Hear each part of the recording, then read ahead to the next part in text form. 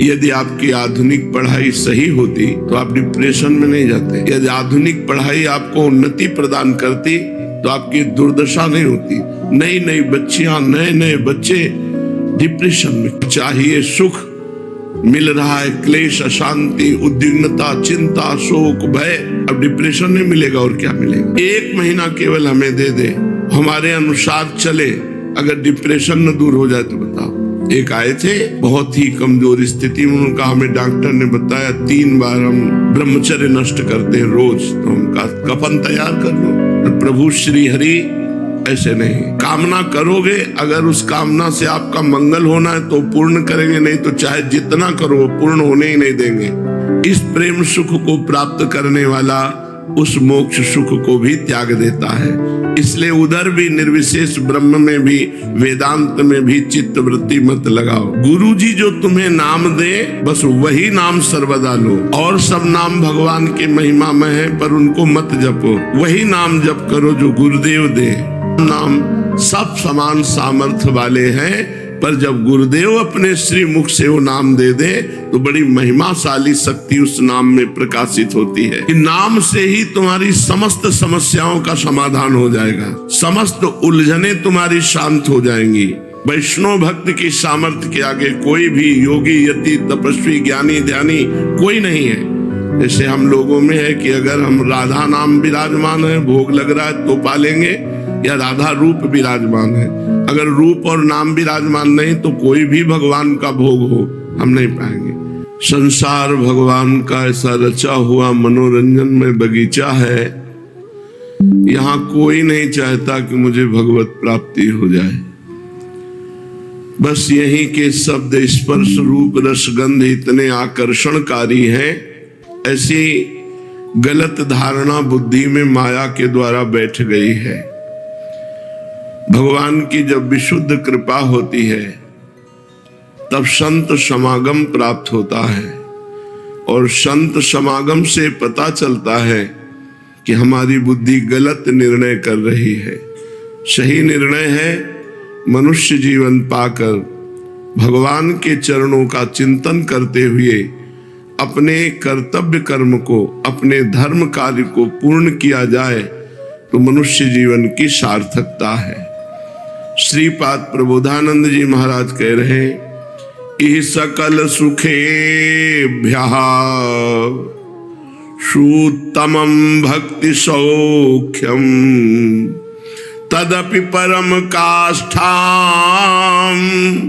सम्यगाप्नो प्रोति यत्र तदिहि परम पुंसो धाम वृंदावनाख्यम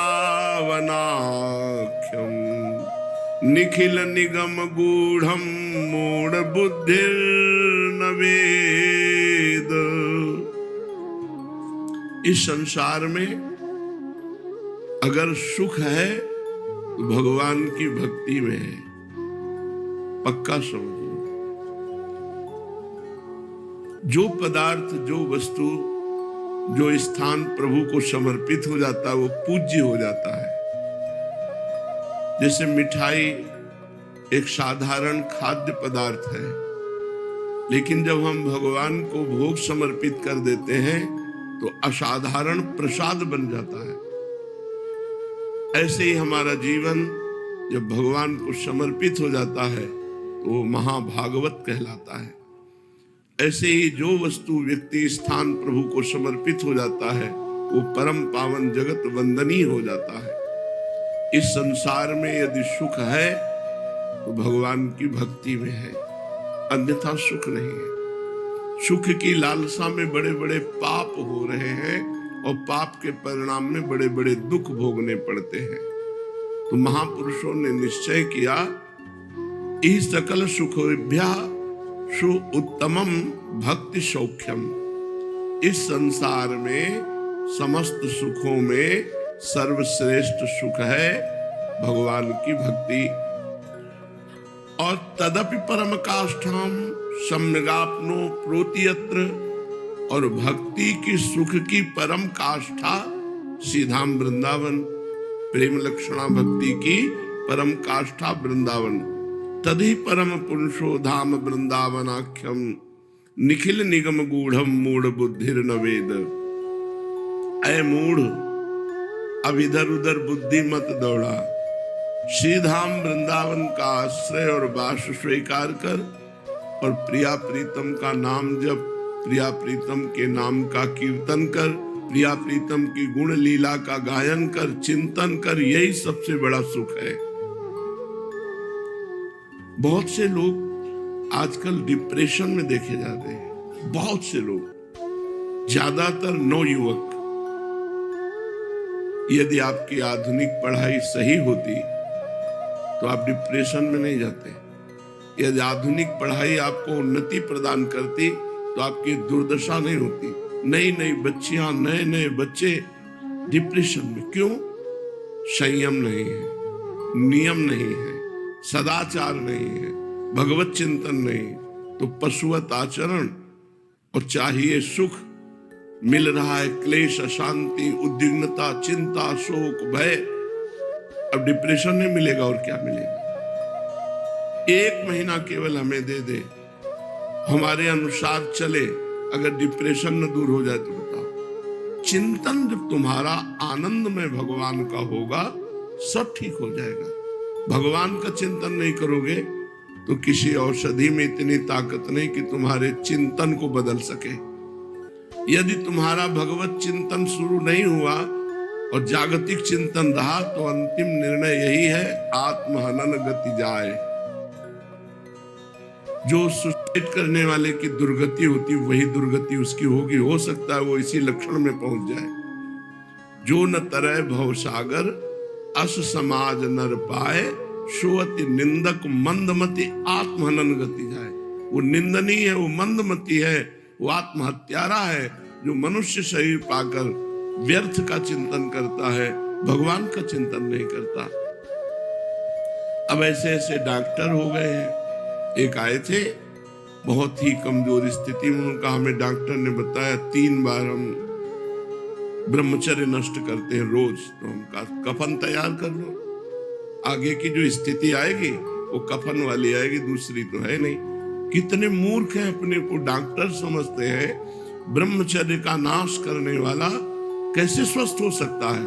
ब्रह्मचारी है, कोई रोग हुआ है प्रारब्धवशात, औषधि का सपोर्ट कीजिए, फौरन ठीक हो जाएगा। नहीं ठीक होगा तो और कोई भी रोग उसे परास्त नहीं कर सकता।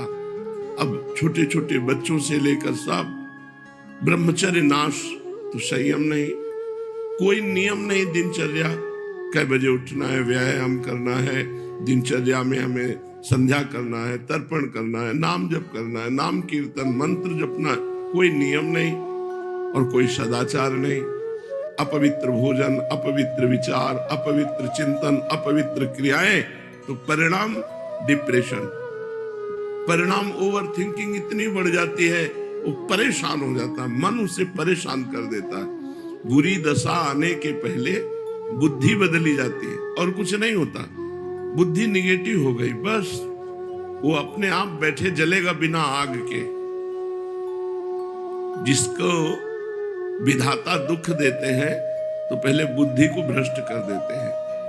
जेका विधना दारुण दुख दीन, ताके मति पहले हरिलीन, बुद्धि हरण कर लेते हैं। इसलिए ही सकल सुखेभ्या शोत्तमम भक्ति सौख्यम। इस संसार में कोई सुख नहीं है, अगर सुख है तो भगवान की विशुद्ध भक्ति में। वो भक्ति की पराकाष्ठा श्री धाम वृंदावन में प्रेम, प्रेम भक्ति, 2.5 आखर प्रेम के पढ़े सो पंडित होए। इसलिए मूर्खता छोड़ो, जब समय मिले श्री धाम वृंदावन में आके सत्संग सुनो, बिहारी जू से, राधा वल्लभ जू से, राधा रमण जू से आंख मिलाओ, यहाँ नाम कीर्तन करो, नाम जप करो, देखो तुम्हारा जीवन कितना आनंदमय हो जाएगा। भजन्तमपि देवतान्तरं यथाक्षरे ब्रह्मणि, स्थितं पशुवदेव वा विषय भोग मात्रे रतम्। अचिन्त्य निज शक्तितः स्वगत राधिका माधव, प्रगाढ़ रस दुर्गमम कुरुत एव वृंदावनम। अन्य देवी देवताओं की उपासना से तुम्हें विशेष लाभ मिलने वाला नहीं। जितना तुम करोगे उतना ही तुम्हें मिलेगा। लेकिन भगवान की भक्ति घर का काम है, घर की सामान है। बिना फीस के उसको प्राप्त कर लो। बिना योग्यता के परम पद प्रदान कराने वाले प्रभु श्री हरि हैं। इनका स्वभाव ऐसा है, जन अवगुण प्रभु मान न काऊ, दीन बंधु अति मृदुल स्वभाव। बड़ा करुणामय स्वभाव श्री हरि जी का है। उनसे भी बढ़कर करुणामय स्वभाव श्री प्रिया जी का है। यहाँ उपासना से, थोड़ी उपासना से बहुत बड़ा लाभ प्राप्त होगा। अन्य उपासनाओं से सेवक जी भी महाराज ने कहा है कि चलत पूंजी सीखोए, श्वास रूपी पूंजी खो करके इस संसार से जाना पड़ता है। अन्य देव सेवी सकल चलत पूंजी सीखोए, चलत पूंजी सीखोए, रोए जख देव से गवावत, सोई छपत सब रैन, जोई कपि समझु नचावत, भोई विषम विष विषय, कोई सतगुरु नहीं लाधा। सतगुरु की प्राप्ति ना होने के कारण वो अन्य देवी देवताओं में अपने चित्त को लगाते हैं और सकामता पूर्वक कामना पूर्ति के लिए भाव करते।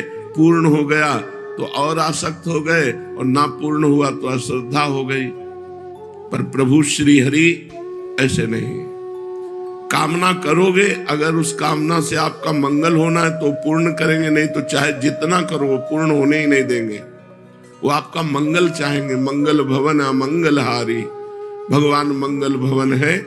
इसलिए श्रीपाद प्रबोधानंद कह रहे हैं कि अन्य किसी देवी देवता की तरफ चित्त ना लगाकर मात्र श्री राधा माधव के चरणों में चित्त लगाओ। निर्विशेष ब्रह्म में जो निष्ठावान पुरुष है, वो जिस मोक्ष सुख को प्राप्त करते हैं, इस प्रेम सुख को प्राप्त करने वाला उस मोक्ष सुख को भी त्याग देता है। इसलिए उधर भी निर्विशेष ब्रह्म में भी, वेदांत में भी चित्त वृत्ति मत लगाओ। जो बुद्धिहीन विषय भोग मात्र में लगे हुए हैं वो तो पशु जन है। उनकी तरफ मत देखो कि ये पाप कर्म कर रहे हैं, बड़े विषय भोग रहे हैं, बड़े सुखी हैं। तुम श्री वृंदावन धाम का आश्रय ले लो। वृंदावन धाम अचिंत शक्ति से संपन्न है। तुम सोच नहीं सकते, चिंतन में तुम्हारे नहीं आ सकता, इतनी सामर्थ्य वृंदावन की है। वो अपने बल से तुम्हें नित्य लीला में पहुंचा देगा। यदि तुमने श्री धाम वृंदावन का वास स्वीकार कर लिया है, श्री धाम वृंदावन के आश्रित हो, चाहे जैसे हो, वृंदावन अपने बल से तुम्हें नित्य लीला परायण कर देगा। भगवत लीला में चित्त डूबने लगेगा। प्रगाढ़ श्री राधा रस का दान करने वाला श्री धाम वृंदावन है। इसलिए ना तो विषय भोगों में चित्त चंचल करो, ना तो निर्विशेष ब्रह्म वेदांत में चित्त लगाओ, ना अन्य देवी देवताओं की उपासनाओं में लगाओ। एकमात्र श्री प्रिया प्रीतम के चरणारविंद की भक्ति जहां प्राप्त होती है, ऐसे श्री धाम वृंदावन का आश्रय और वास स्वीकार करो। निहाल कर देगा अपनी अचिंत शक्ति से वृंदावन तुम्हें। यत्कोट्यंशमपि स्पृशेन्न निगमो यन्नो विदुर्योगिनः श्रीश ब्रह्म शुकार्जुनोद्धव मुखाः पश्यन्ति यन्न क्वचित् अन्यत् किं ब्रजवासिनामपि न यद् दृश्य कदा लोकये श्री वृंदावन रूपमद्भुतमहं राधापदैकाश्रयः। वेद जो सुख वृंदावन में है उसका करोड़वां अंश भी नहीं प्रदान कर सकता। यत् कोट्यंशमपि स्पृशेन न निगमो, जो वेद है, निगम है, जो वृंदावन सुख प्रदान करेगा, प्रेम सुख, तो 1 करोड़वें अंश का भी सुख वृंदावन का वेद प्रदान नहीं कर सकता। ये वेद के परम पारंगत विद्वान अनुभवगम्य महापुरुष श्रीपाद प्रबोधानंद जी बोल रहे हैं। करोड़वें भाग का भी जो सुख यहाँ वृंदावन में बरस रहा है, करोड़वें भाग का सुख भी वेद प्रदान नहीं कर सकता।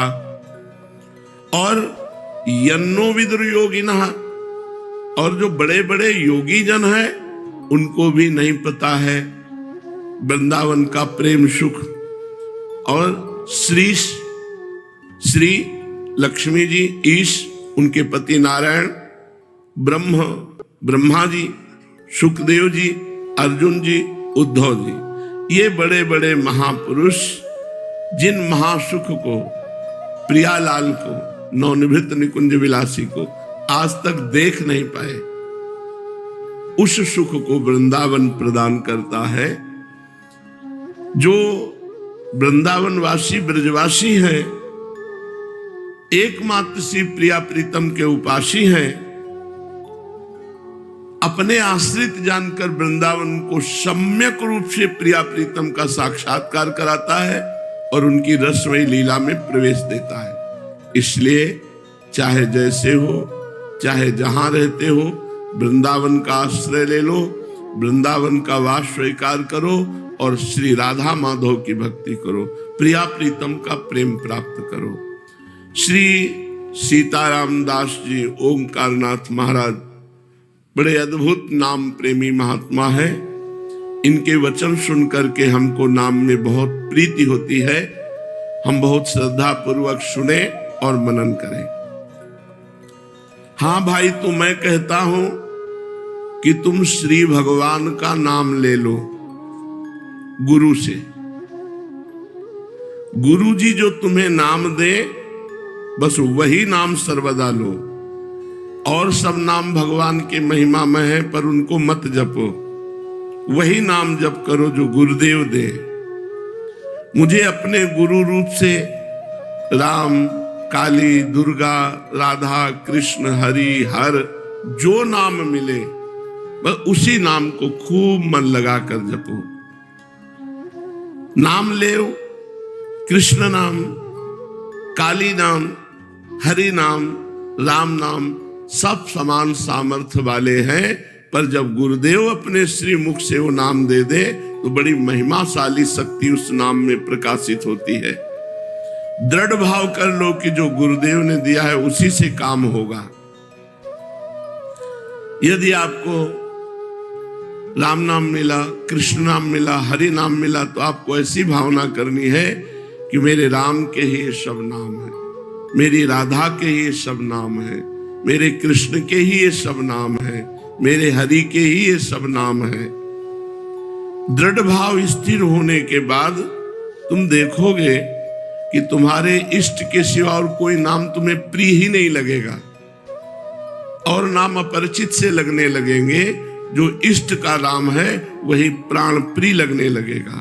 परंतु जब तक ऐसा भाव दृढ़ नहीं होता, तब तक गुरु रूप से दिया हुआ इष्ट नाम सदा निष्ठा पूर्वक जपो, संकीर्तन करो, इष्ट चरित्र श्रवण करो।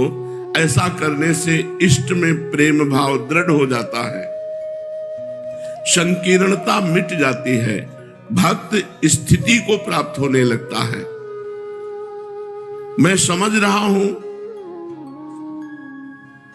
कि नाम से ही तुम्हारी समस्त समस्याओं का समाधान हो जाएगा, समस्त उलझने तुम्हारी शांत हो जाएंगी। मैं आपको बता देना चाहता हूं कि एक वैष्णव भक्त की जो सामर्थ्य होती है वो त्रिभुवन में किसी की सामर्थ्य नहीं होती। जैसे अम्बरीश जी एक वैष्णव भक्त हैं और दुर्वासा जी महान तपस्या के धनी हैं, लेकिन कुछ नहीं बिगाड़ पाए अम्बरीश जी का, और अंततो गत्वा दुर्वासा जी को अम्बरीश जी के चरणों में गिरना पड़ा। वैष्णव भक्त की सामर्थ्य के आगे कोई भी योगी, यति, तपस्वी, ज्ञानी, ध्यानी कोई नहीं है। वैसे श्री भगवान ने भी गीता जी में कहा है कि तपस्वियों से भी अधिक योगी, ज्ञानियों से भी अधिक योगी, मेरा जो निरंतर चिंतन करता है, मेरे में चित्त समाहित किए हुए वो अनन्य भक्त मेरे को सबसे प्रिय है। सबसे बड़ा वैष्णव जो भगवान के चिंतन में दैन्य भाव से लगा हुआ है। वैष्णव वही जो अपने इष्ट की मूर्ति के सिवा और कुछ दर्शन करने की इच्छा ही नहीं रखता। वैष्णव वही जो अन्य किसी देवी देवता को अपनी उपासना में नहीं रखता। पहली बात, सबसे बड़ा वैष्णव भक्त जो भगवान का है। अब वैष्णव कौन? जो अपने इष्ट के सिवा और किसी के दर्शन करने की इच्छा ही नहीं रखता। आंख नीची की, सीधे गए, राधा वल्लभ जी के दर्शन किए, सीधे अपनी कुटिया में आ गए। अन्य किसी के दर्शन की इच्छा ही नहीं करता। अगर हमारी उपासना है अनन्य, तो अन्य कोई भी हमारी उपासना में ना हो। राधा नाम, राधा रूप, राधा वल्लभ लाल हरिवंश चंद्र जो गुरु जी, बस। अन्य कोई उपदेश ग्रहण न करे, अन्य किसी का प्रसाद ग्रहण न करे अपने इष्ट के सिवा, तब वो अनन्य वैष्णव भक्त कहा जाता है थोड़ा कठिन, पर अगर निष्ठावान हो तो फिर निष्ठा में भगवान तो एक ही ना हो। अगर आप प्रसाद को, किसी भी प्रसाद को माथे पे रख करके और यमुना जी पधरा देते हो तो अपराध नहीं माना जाएगा, क्योंकि आपकी इष्ट निष्ठा है। जैसे हम लोगों में है कि अगर हम राधा नाम विराजमान है, भोग लग रहा है तो पालेंगे, या राधा रूप विराजमान है। अगर रूप और नाम विराजमान नहीं तो कोई भी भगवान का भोग हो हम नहीं पाएंगे। जैसे राधा मदन मोहन, राधा गोविंद देव जी, राधा बाके बिहारी, राधा वल्लभ, राधा रमण, जहां राधा किशोरी, राधा दामोदर, जहां राधा किशोरी है, उनका नाम है, वो भोग हम पा सकते हैं, अन्यथा नहीं पा सकते। अपने इष्ट का प्रसाद, अपने इष्ट के दर्शन, अपने इष्ट के उपदेश, अपने इष्ट के लीला चरित्र, वही अनन्य वैष्णव है। श्याम श्यामा बहुत करुणामय स्वरूप है। वही श्याम है, वही श्यामा है, पर श्यामा जी को बहुत करुणामय स्वरूप है। वो धन्य है एक निष्ठ महाभागवत जो श्यामा जी के चरणों की निष्ठा से युक्त है।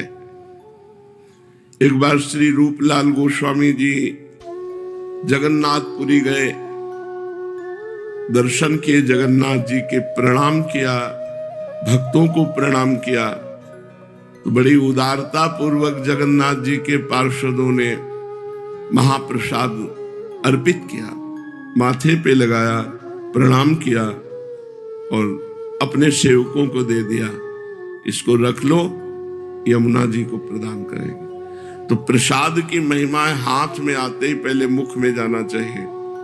विचार करने की जरूरत नहीं कि मैं कुल्ला किए हूं कि नहीं, नहाए हूं कि नहीं, इससे कोई मतलब। अगर प्रसाद मिला है तो पहला काम होना चाहिए हाथ में आते हो दाहिने हाथ में लेना चाहिए। इष्ट संबंधी कोई भी क्रिया बाएं हाथ से नहीं करनी चाहिए, बाएं हाथ से लेना नहीं। प्रसाद है, प्रसादी वस्त्र है या कुछ भी भगवत संबंधी, ऐसे नहीं कि बायां हाथ लंबा दिया, काट दिया था राजा ने बायां हाथ। जगन्नाथ जी का प्रसाद आया और वो चौसर खेल रहे थे, तो दाहिने हाथ से खेल रहे थे। जगन्नाथ जी के पार्षद ने कहा, ये भगवान जगन्नाथ स्वामी ने आपको प्रसाद भेजा है। तो राजा चौसर खेलते हुए बाएं हाथ से उनको भी बुरा लगा। उनका प्रभु आप स्वामी हैं, पर आप परम स्वामी जगन्नाथ जी का प्रसाद कैसे ले रहे हैं? तो उनका होश आया, तो क्षमा कीजिए, क्षमा कीजिए, चौसर में थे। उनका ये दाहिना हाथ किस काम में आएगा? इसने भगवान का प्रसाद नहीं लिया तो इसको कटवा देंगे। कटवा दिया, पूरा चरित्र है उसमें। दाहिने हाथ को कटवा दिया कि जब तूने बाएं हाथ ने प्रसाद लिया तू किसी काम का नहीं, इसलिए कटवा दिया। भगवत संबंधी कोई भी पदार्थ, कोई भी वस्तु प्रसादी तुरंत दाहिने या दोनों हाथ ऐसे लंबाइए, या अगर ऐसा है तो दाहिने हाथ से लीजिए, बाएं हाथ का प्रयोग नहीं। न नमस्कार में किया जाता है न कोई प्रसाद। जैसे आजकल नए लड़के हैं, नहीं जानते तो मोबाइल से वीडियो बना रहे हैं, बाएं हाथ से बाएं हाथ से शत्रु से किया जाता है। जब शत्रु का दूत जाता था दूसरे राज्य में तो बाएं हाथ से सलाम करता था, दाहिने हाथ का प्रयोग नहीं करता था। क्योंकि शत्रुता का प्रमाण है कि मैं तुमसे झुकने नहीं आया, मैं तुमसे शत्रुता का बर्ताव करूंगा, और अगर विजय की आशा रखते हो तो युद्ध करो हमसे। तो जो पार्षद जाता था दूसरे, वो बाएं हाथ से सलाम, हर बात बाएं हाथ से लेता था। अगर पत्र भी लेना है तो बाएं हाथ से लेगा, क्योंकि शत्रु पक्ष का है। तो हमारे इष्ट का वस्तु और हम अगर बाएं हाथ से लेते हैं तो अपराध बनता है, बाएं हाथ से नमस्कार करते हैं तो अपराध बनता है। तो सबसे बड़ा कौन? भगवान का दैन्य वैष्णव भक्त। वैष्णव भक्त कौन? जो अपने इष्ट के सिवा किसी का दर्शन नहीं करता, इष्ट के सिवा किसी अन्य देवी देवता भगवत स्वरूपों को सेवा में विराजमान नहीं करता, जो अन्य किसी का प्रसाद नहीं पाता, अहंकार वश नहीं। ये हमारी निष्ठा है। हमारी श्यामाजू ने जहां भोग नहीं लगाया वो हम प्रसाद नहीं पाएंगे, ये शास्त्र प्रमाणित बात है। तो वहां जगन्नाथ जी में हुआ कि इन्होंने तो प्रसाद का पूर्ण सम्मान नहीं किया, क्योंकि मुख में नहीं डाला। ये बात राजा तक गई कि इतने बड़े महाभागवत होकर, वृंदावन के रसिक होकर के भी जगन्नाथ जी के प्रसाद का एक तरह से अपमान ही किया, क्योंकि मुख में नहीं पाया। प्रणाम नमस्कार तो किया लेकिन पाया नहीं। तो ये कैसे वैष्णव भक्त हैं जो भगवान के प्रसाद को भी नहीं पाते? तो इतना तेजस्वी थे रूपलाल गोस्वामी की कोई प्रश्न नहीं कर सकता था। उन्होंने, जो वहां के राजा थे, वहां की परिपाटी थी, कोई विशेष उत्तर लेना हो तो जगन्नाथ जी में सुला दिया जाता था। जगन्नाथ जी उसे स्वप्न में आकर उत्तर देते थे। तो ऐसा ही उनके जगन्नाथ जी के सेवकों में से सुला दिए गए। तो स्वप्न में जगन्नाथ जी ने आकर कहा, उनको मत कहना, क्योंकि वो प्रियाजू के रसिक अनन्य है, और प्रियाजू का अधरामृत तो हम भी पान करना चाहते हैं। अगर वो हमारा नहीं ले रहे हैं प्रसाद तो उनको कोई दोष नहीं लगेगा, क्योंकि वो प्रियाजू की अनन्य सखी हैं, इसलिए उनसे कुछ न कहा जाए। तब वो जाग करके सबको बताया कि ऐसा श्री जगन्नाथ जी ने कहा। अपनी निष्ठा, हम कोई अपराध नहीं कर रहे, लेकिन हम अपनी लाडली जू के निज जन है। हमारी स्वामिनी जू ने नहीं पाया तो हम नहीं पाएंगे। वैष्णव भक्त का ध्यान साध्य से कभी विचलित नहीं होना चाहिए, अपने इष्ट में लगा रहना चाहिए। बाह्य साधन और बाह्य उपचारों की आवश्यकता नहीं, आवश्यकता है आंतरिक चिंतन की। ये जो बाह्य उपचारों और बाह्य साधनों में लग जाते हैं वो आडंबरी हो जाते हैं, वो निष्फल हो जाते हैं, वो फिर आवागमन के चक्र में फंस जाते हैं और उनको सात्विक अहंकार हो जाता है। मैंने इतने मंदिर बनाए, मैंने ये दान किया, मैंने ये इतने प्रोग्राम किए, इतने अनुष्ठान किए, उनको सात्विक अहंकार हो जाता है। सात्विक अहंकार साधारण भक्ति, लेकिन असाधारण प्रेम भक्ति बिल्कुल नहीं। इसलिए एक निष्ठता में संकुचित मत हो, डरो मत, अपने इष्ट के अनन्य हो जाओ। बहुत जोर की बात बाबा कह रहे हैं। यदि अपने इष्ट के सिवा और कुछ देखने का मन करे तो आंखें बंद कर लो। गृह द्वार, आत्मीय जन, स्त्री, पुत्र, पशु, पक्षी, भगवत स्वरूप कोई नहीं, इष्ट के सिवा कोई नहीं। आंखें बंद कर लो। अगर इनको देखो तो इष्ट रूप में देखो। मेरे राधा वल्लभ लाल इस रूप में है, बस राधा वल्लभ ध्याय के, और ध्याये कौन व्यासय देत बने नहीं बरी बरी प्रतिलोन। एक एक पकौड़ी में अलग से नमक नहीं मिलाया जाता, फेंट में मिला दो, हर पकौड़ी में पहुंच जाएगा। ऐसे ही राधा वल्लभ जी की उपासना संपूर्ण जगत के देवी देवता सबकी उपासना हो गई। राधा वल्लभ ध्याय के और ध्याये कौन। मन मंदिर में उज्जवल दीप जलाकर सदैव इनकी आरती करते रहो। बाहरी आडंबर ज्यादा नहीं होना चाहिए। भक्ति कर दीप प्रेम करी बाती, साधु संगति करी अनुदिन राती।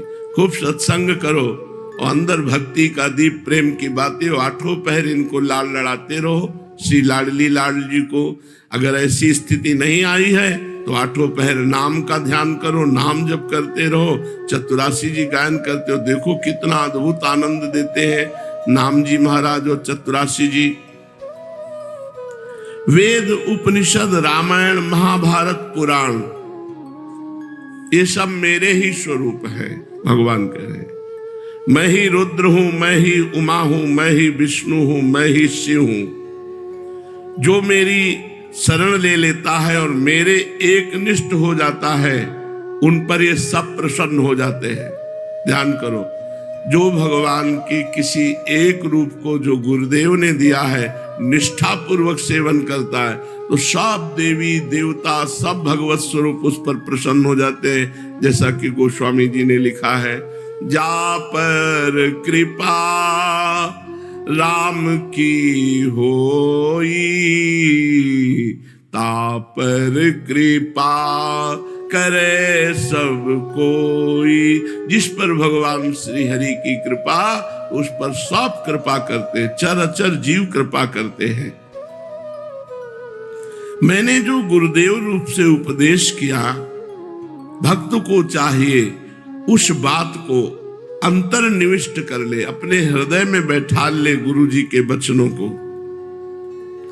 गुरु प्रदत्त नाम, गुरु प्रदत्त दृढ़ उपासना, गुरु के प्रति पूर्ण भाव, यही इष्ट का दर्शन कराता है।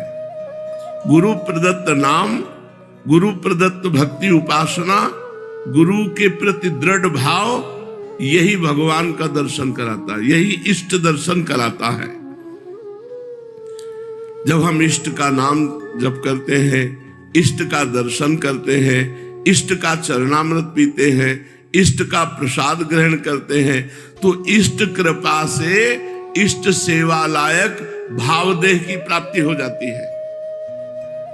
इष्ट का रोज दर्शन, इष्ट का नाम जप, इष्ट का प्रसाद, इष्ट का चरणामृत, इष्ट के भाव में, तो निरंतर इष्ट के सानिध्य का अनुभव कराने वाले भावदेह की प्राप्ति हो जाती है। और भावदेह जहां मिला, बस कृतकृत्य हो गया।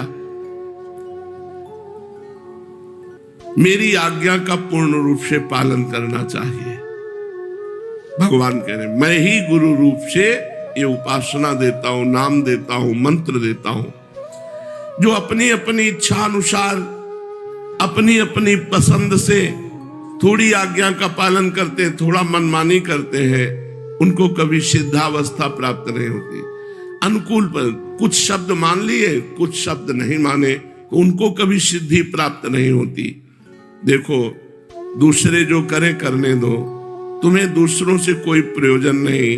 तुम्हें जो हम आज्ञा कर रहे हैं उसका पालन करो। गुरु निष्ठ हो जाओ, इष्ट निष्ठ हो जाओ, बस बैठ जाओ, शांत हो जाओ। न कुछ जानना है, न कुछ पाना है। कल परम पूज्य श्री भाई जी महाराज जी की चरण पादुका का दर्शन कराने के लिए उनके परिकर जन कृपा करके आए थे। भाई जी की चरण पादुका, बड़ा सुख मिला। तो अंदर से बस एक ही बात आई, राधा।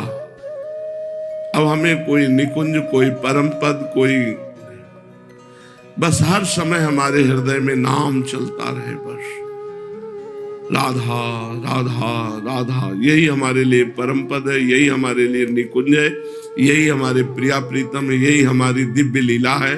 बस नाम नाम। अगर नाम चल रहा है तो सब कुछ प्राप्त हो जाएगा, सब कुछ प्राप्त है। बिल्कुल निश्चिंत हो जाओ। नाम नहीं चल रहा तो फिर हम मान्यता नहीं देते आपकी क्रियाओं का, चाहे वो भक्ति की क्रिया हो, चाहे योगी की क्रियाएं हो, इन क्रियाओं का महत्व नहीं। नाम चल रहा है तो हमें और कोई फिर चिंता में नहीं।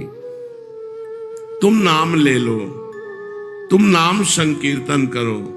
जब तक तुम स्थिति नहीं प्राप्त करते तब तक तुम नाम जपते रहो। तुम्हारे पैरों के नीचे से चाहे पृथ्वी खिसक जाए, नाम न छूटने पावे।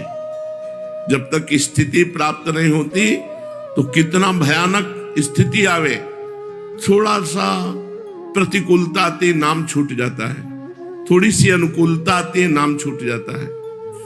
चाहे तुम्हारे पैरों के नीचे से पृथ्वी खिसक जाए, तुम नाम मत छोड़ना। चाहे सिर पर आकाश टूट पड़े, तुम नाम मत छोड़ना। चाहे तुम्हारे सर्वनाश की स्थिति आ जाए, तुम नाम मत छोड़ना।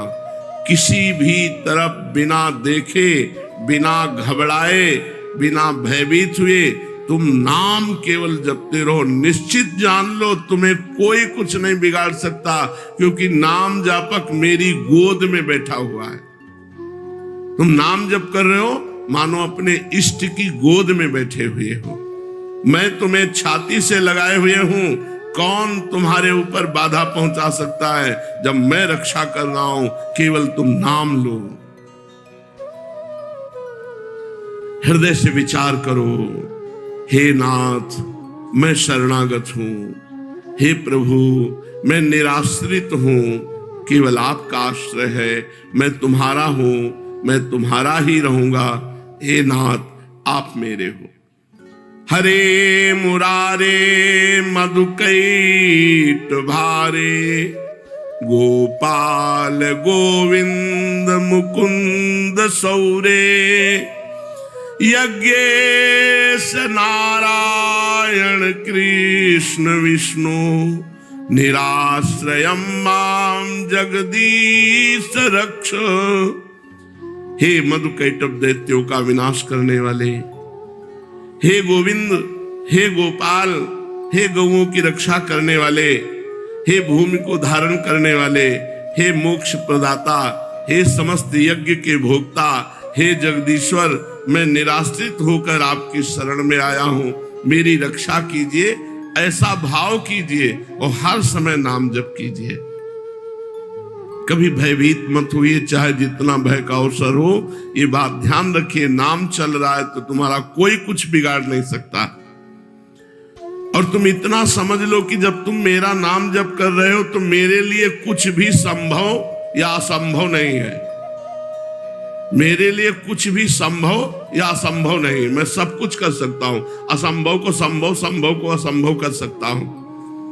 मल नाल से बलवान हाथी को बंधवा सकता हूं।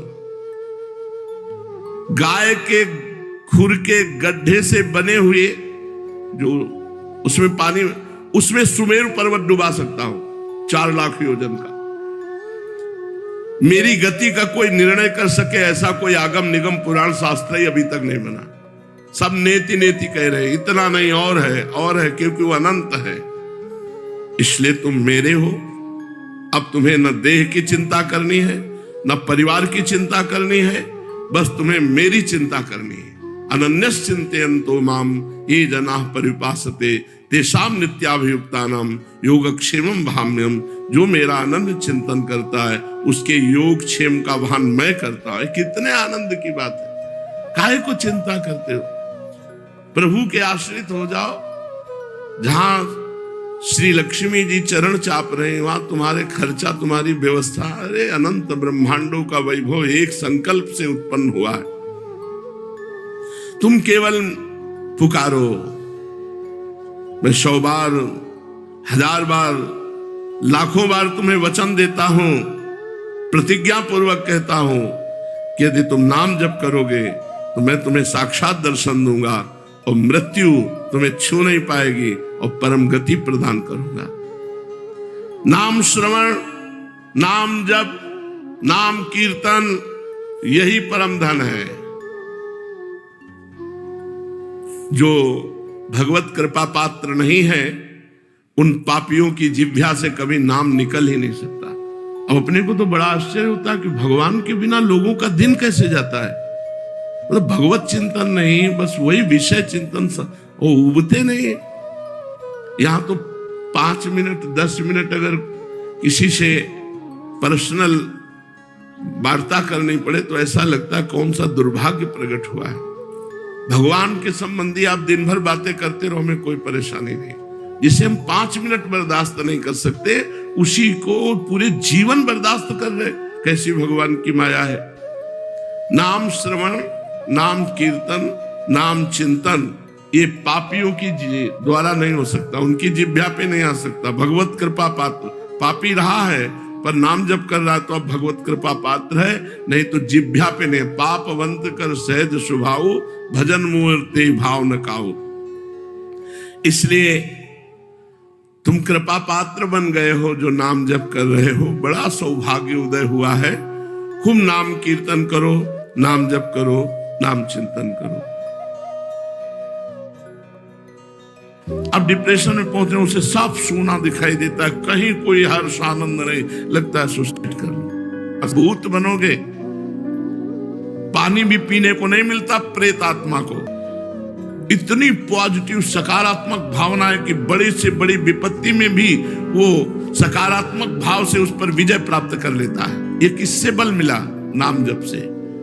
कैसे दिखे प्रिया प्रीतम? जब इस जगत से अंधे हो जाओ, मुझे नहीं देखना इस संसार को, मुझे प्रिया प्रीतम को देखना है। हम तो ये कहते हैं कि ब्रह्मचर्य और नाम जप से त्रिभुवन पर विजय प्राप्त कर सकते हो। जो चाहो, भजन से खाली रखोगे तो इसमें काम क्रोध लोभ मोह सब टूट पड़ेंगे और तुम्हें भ्रष्ट कर देंगे। जिसे विषय भोगों की चाट लगी है वो भजनानंदी का नाटक कर रहा है, भजनानंदी नहीं है। तुम निर्बल हो,